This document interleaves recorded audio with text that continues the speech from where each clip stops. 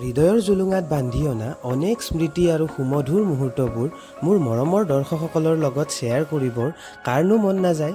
Hello' মাই dear friends, মোৰ যোৱা ভ্ৰমণসূচীৰ ৰৈ যোৱা কিছু ধুনীয়া মুহূৰ্তলৈ মই অসীম আপোনালোকৰ আগত। নংপুৰ পৰা শ্বিলং ৰোড আগৰ দৰে একাপেকা পথ নাই, কিন্তু প্ৰাকৃতিক সৌন্দৰ্য আগৰ দৰেই আছে। কি কয়, শ্বিলঙৰ পৰা চেৰাপুঞ্জী যোৱা পথত মই দেখিলোঁ ধুনীয়া ধুনীয়া ওখ পাইন গছবোৰ। আপোনালোকক দেখুৱাবৰ বাবেই মই ইয়াতে ৰখিছোঁ, আৰু মোৰ কেমেৰাত বন্দী নকৰাকৈ মই নোৱাৰিলোঁ। চ' আপোনালোকক ময়ো দেখুৱাব বিচাৰোঁ।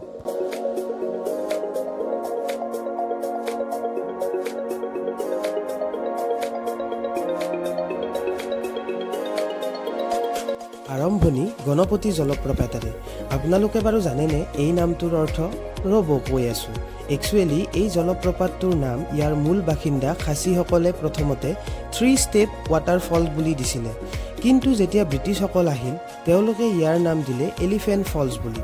এইফালে আকৌ খাচী ট্ৰেডিশ্যনেল ড্ৰেছ পিন্ধি ফটো উঠাৰো প্ৰভিজন ৰখা হৈছে। চল চিৰিবোৰেৰে এতিয়া তললৈ আগবাঢ়িলোঁ। ৱালি লগত আছে যেতিয়া ছাতিটো ল'বই লাগিব। জলপ্ৰপাতটোৰ ছাইডত থকা প্ৰকাণ্ড শিলৰ টুকুৰা এটাত হাতীৰ ছিদ্ৰ খোদিত হৈ আছিল, সেয়েহে ইয়াৰ নাম এলিফেণ্ট ফলছ হ'ল। কিন্তু দুৰ্ভাগ্যবশতঃ 1897 চনৰ ভূমিকম্পত এই শিলটো ডেষ্ট্ৰয় হ'ল। চ' এতিয়া সেই শিলটো পোৱা নাযায়। মই আছোঁ এলিফেণ্ট ফলছৰ এতিয়া ফাৰ্ষ্ট ফলটোত।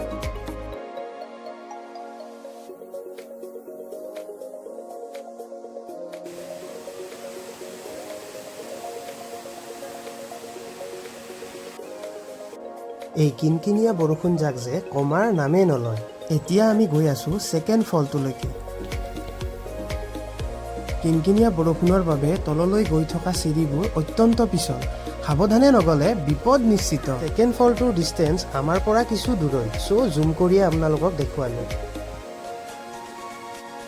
এতিয়া থাৰ্ড ফলটোৰ বাবে আমি এতিয়া গৈ আছোঁ তললৈ। গুৱাহাটী জুৰিটিৰ কাষৰ পথটোৰ সৌন্দৰ্য সঁচাকৈয়ে অতুলনীয়। নৈখনি ক'ৰ পৰা বৈ আহিছে, ক'লৈ যাব, নাই তাৰ কোনো ঠিকনা।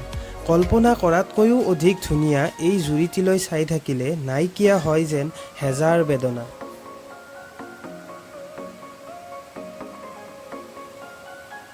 এলিফেণ্ট ফলছৰ আণ্ডাৰত থকা থাৰ্ড ৱাটাৰফলটো হৈছে এইটো, য'ত এতিয়া সকলো ফটো উঠাত ব্যস্ত।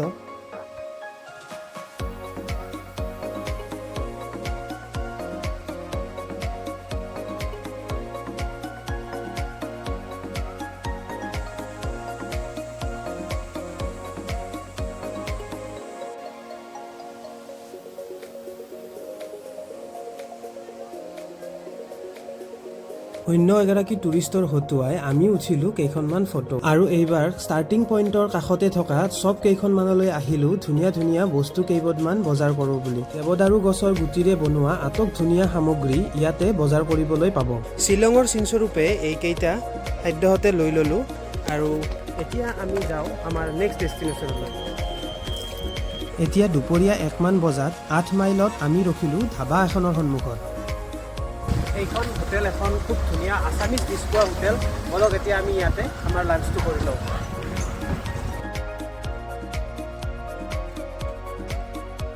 যাত্ৰা দীঘলীয়া, গতিকে ভালকৈ ইয়াতে খাই ল'লোঁ আৰু আমাৰ যাত্ৰা অব্যাহত ৰাখিলোঁ। 8 মাইলৰ পৰা যিমানেই আগলৈ গ'লোঁ ডাঠ কুঁৱলীয়ে যেন আমাক চাৰিওপিনেৰ পৰা আৱৰি ধৰিছে। গুৱাহাটীৰ পৰা কিছু নিলগত অৱস্থিত শ্বিলং আৰু মেঘালয়, কিন্তু তথাপিও প্ৰকৃতিৰ ইমান পৰিৱৰ্তন সঁচাকৈয়ে ভাবিলে আচৰিত লাগে। এফালে গুৱাহাটীত উৎকট গৰম, আনফালে মেঘালয়ত বৰষুণ আৰু কুঁৱলী।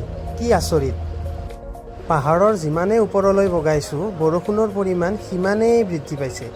ইফালে দীঘলীয়া দীঘলীয়া টুৰিষ্টৰ গাড়ীৰ শাৰী, য'ত শ্বিলঙৰ সৌন্দৰ্য আৰু মেঘালয়ৰ সৌন্দৰ্য উপভোগ কৰিবলৈ দূৰ দূৰণিৰ পৰা আহিছে পৰ্যটক। আমাৰ অসমৰ যথেষ্ট গান আৰু ছবিৰ শ্বুটিং মেঘালয়ত কৰা হৈছে, যাৰ পৰা মেঘালয়ে পায় যথেষ্ট পৰিমাণৰ ৰাজহ। মেঘালয়ৰ সৌন্দৰ্যই হাত বাউলি মাতে দেশ বিদেশৰ বিভিন্ন পৰ্যটকক, যাৰ পৰা মেঘালয়েও যথেষ্ট পৰিমাণৰ ৰাজহ সংগ্ৰহ কৰে। এতিয়া পাহাৰৰ সুশিখৰত লেক মাও চিয়াং পাওঁতে পাওঁতে আমাৰ গাড়ী আগে বাঢ়িব নোৱাৰা হ'ল, কাৰণ মেঘৰ ডাঠ আৱৰণ। হেল্ল' গাইজ, আমি এতিয়া আহিছোঁ গাৰ্ডেন অফ কেপছত। ইয়াতে বতৰটো অত্যন্ত ধুনীয়া হৈছে।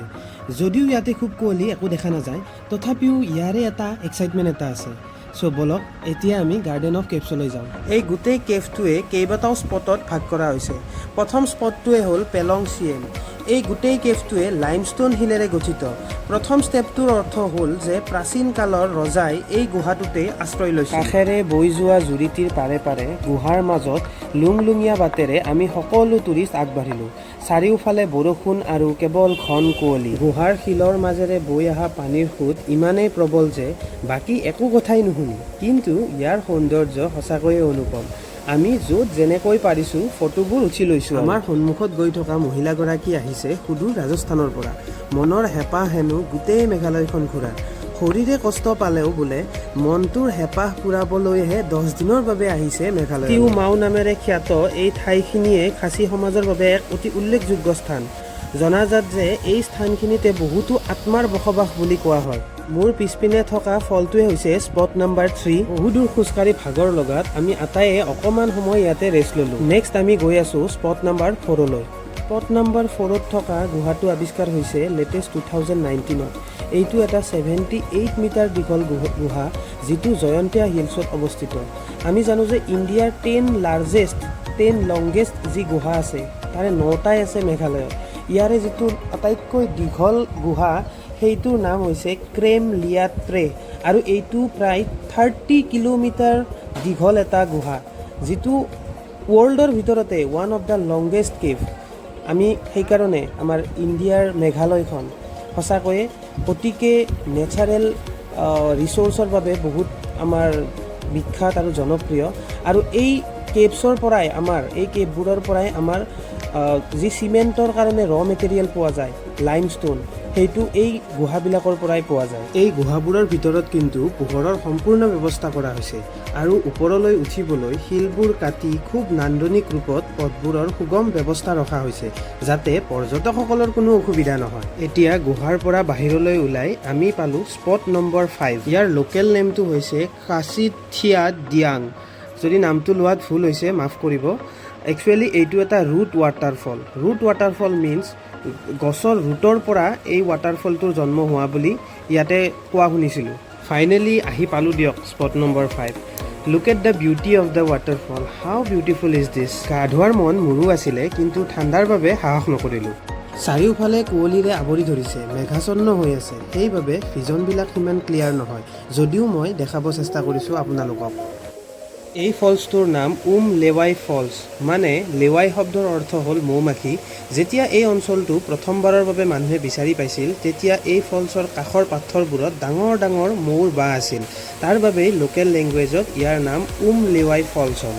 এই ৱাটাৰফলছটোৰ তলত গৈ আপুনি গা ধোৱাৰ কথা চিন্তাই কৰিব নোৱাৰে, কাৰণ ইয়াৰ প্ৰেছাৰ আপোনাৰ বডিয়ে হেণ্ডেলেই কৰিব নোৱাৰিব। শ্বাহৰুখ খানৰ দৰে পজ দিব নোৱাৰিলেও নিজৰ ষ্টাইলতে পজ এটা দিছোঁ আৰু। লিটাৰেলি এই ৱাটাৰফলছটোৰ কাষত এয়াৰ প্ৰেছাৰ ইমানেই বেছি যে আপুনি ইয়াত বেছি দেৰি থিয় হৈ থাকিব নোৱাৰে। এক বুজাব নোৱাৰা অনুভূতি, মানে এনেকুৱা ধৰণৰ পৰিৱেশৰ মাজত মই কেতিয়াও অহা নাছিলোঁ। আজি আহি সঁচাই অভিভূত হৈছোঁ। এতিয়া গাৰ্ডেনছ অফ কেভছৰ লাষ্ট স্পট নম্বৰ 9 আৰু 10ত আহি উপস্থিত হ'লোঁ।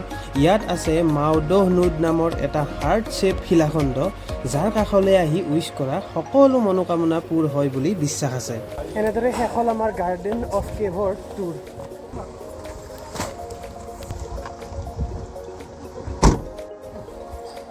এতিয়া আমি নেক্সট ডেষ্টিনেশ্যনৰ বাবে আগবাঢ়োঁ।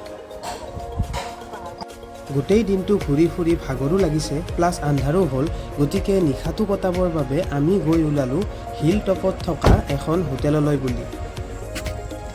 সেই আমি আহি পালোঁ চেৰেনিটি ইন, এখন হোটেল য'ত আমি আগতীয়াকৈ বুকিং কৰি থৈছিলোঁ। এতিয়া হোটেলৰ ভিতৰলৈ গৈ আমি যাৱতীয় নথি পত্ৰখিনি দি চেক ইনটো কৰি ল'লোঁ।